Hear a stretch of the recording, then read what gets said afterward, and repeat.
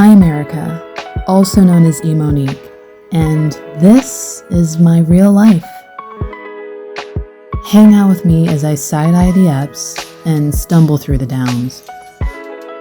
Watch as I turn my tiny piece of the Arizona desert into a tropical oasis. Fight to beat infertility and figure out where I fit as an artist in this crazy creative world. All while awkwardly discovering my authentic self. I'll be talking out loud about the things I wish someone would have said a while ago and sorting through what I wish I didn't know.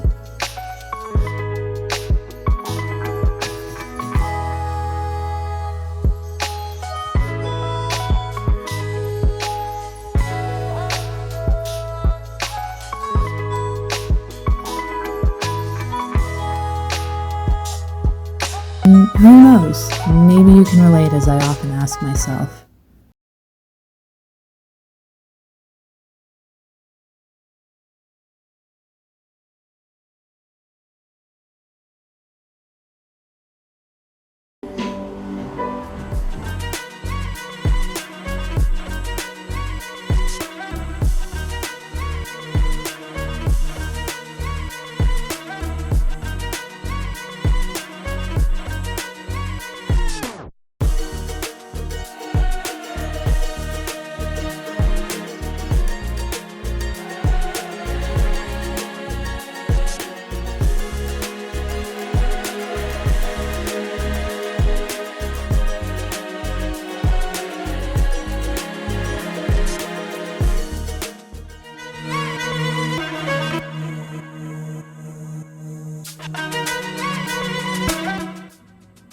Okay, this is embarrassing, but you know what? It is what it is. I was having a day, was inspired by a movie that I had just watched, and then found the soundtrack to it and loved the soundtrack and just thought, hey, let's have a dance party while we do planty things.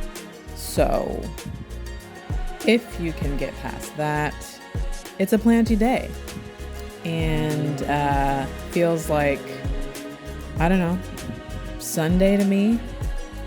And I've kept my hands off of Rhodes long enough, and he was just getting longer and longer and longer and scraggly and just terrible looking. As much as I really, really, really wanted him to stretch all the way across the window, he just was not healthy. So here we are. I've been looking at him for weeks now, and I just thought, look, there's plenty of him to literally go around. I am cutting every 2 nodes. Well, let's say this. I'm going down 2 nodes and cutting in between because my goal here is to propagate. I've never propagated a tetrasperma or Rhaphidophora tetrasperma before, but I've propagated some other, like the Monstera adansonii that's right next to it. I propagated that a long time ago when it was on its last leg, and it came back with a vengeance, and then it got leggy all over again. I also don't want to cut that one, but I feel like because Rhodes has so many large nodes to the point where aerial roots could have started coming out, I felt confident enough to give this a shot. So here I am taking the time to just cut, cut in between every 2 nodes, one node to grow new roots from, and the other node to hopefully grow a new stem, and the second node to grow another stem system or a leaf or what have you. So that was my thought process. Especially this really top half, it has quite a bit of leaves, so I'm hoping that the leaves would, help me out a little bit as far as propagation goes. So here we go.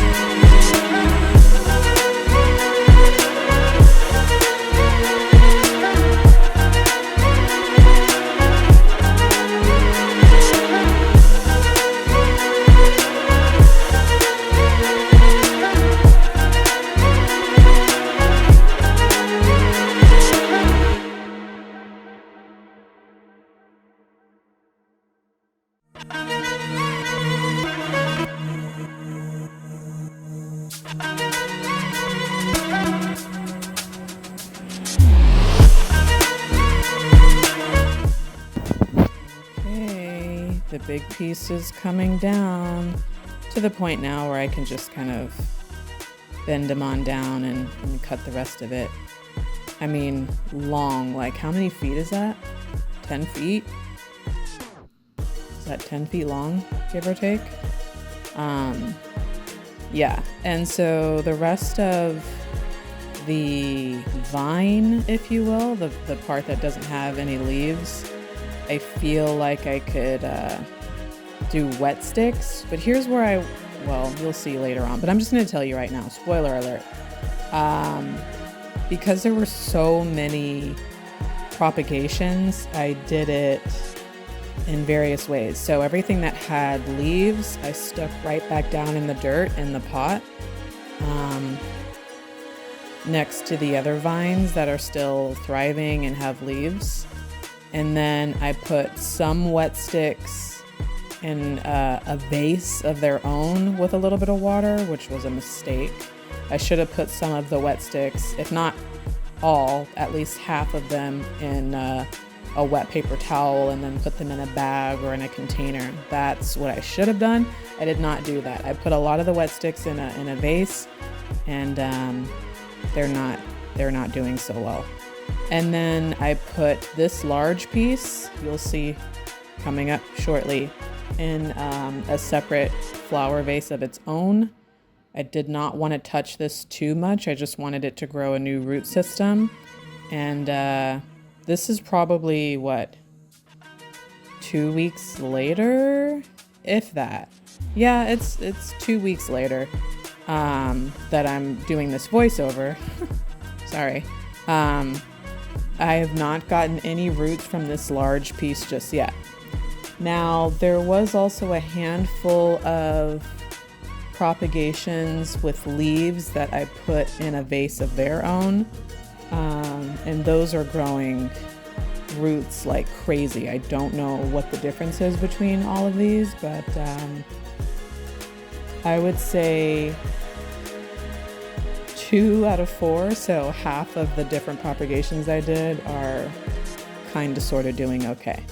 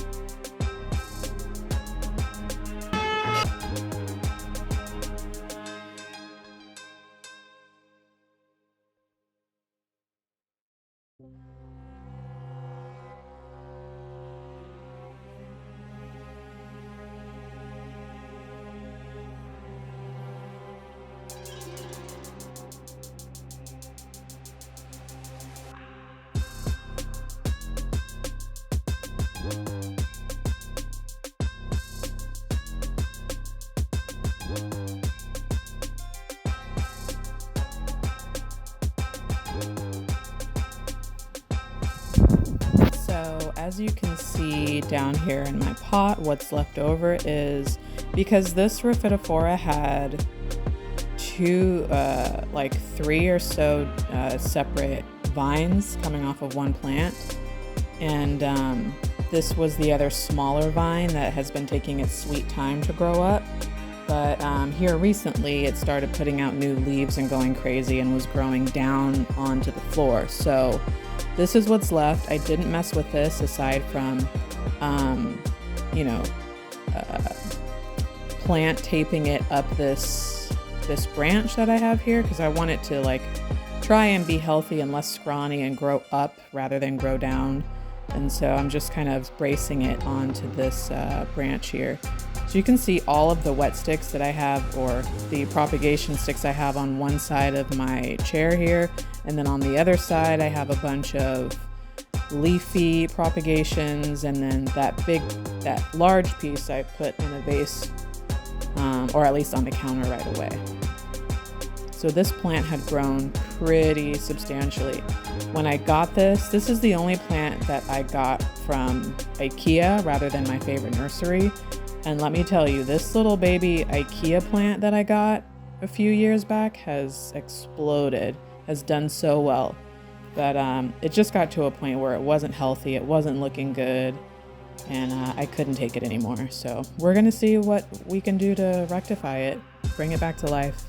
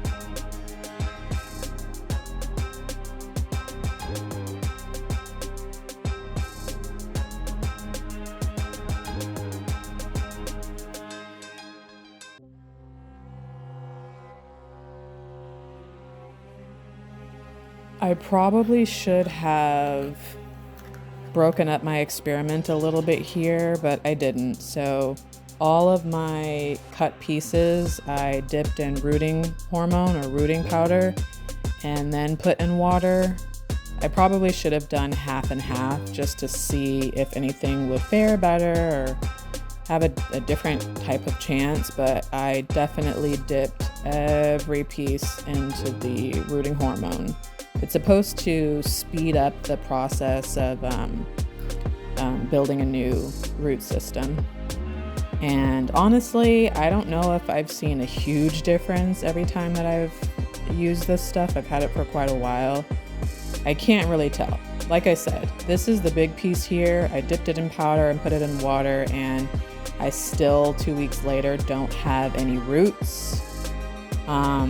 But the handful of wet sticks with the 2 leaves, I also dipped in water and have them, or dipped in rooting hormone and put them in water, and they are growing roots like crazy. I don't know why.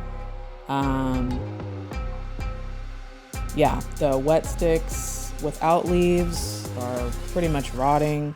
And then the propagations that I stuck right back down in the dirt, I don't know if I dipped them in powder before I did that or not, to be honest. I don't know if I did.